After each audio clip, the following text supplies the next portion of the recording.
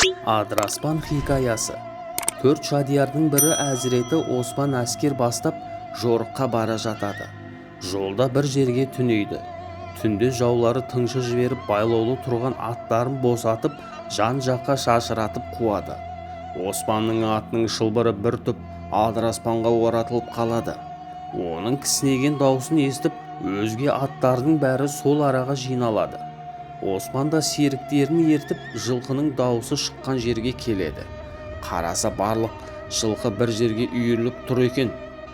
Оспан Адыраспанды дорбасына салып алады. Сол жорықта жолы болып жеңіспен оралады. Елге келген соң Мұхаммед пайғамбарға болған жайды баяндайды. Пайғамбар: "Бұл шөптің аты қалай?" деп сұрады. Оспан: "Мұны Адыраспан деп атадым" деді. Пайғамбар: "Ұлық Алла бұл шөпті себеп қылып бір апаттан сақтапты. Бұдан кейін де Адыраспан менің үмбетіме игілікті қызмет етсін" деп аят оқып шөпке дем салған екен. Содан бері Адыраспанға емдік қасиет дарыпты.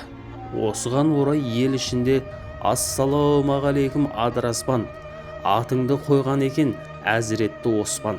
Пайғамбар дұғасынан нәр алған соң өзіңе келіп тұрмын, жол алыстан" деген сөз қалыпты.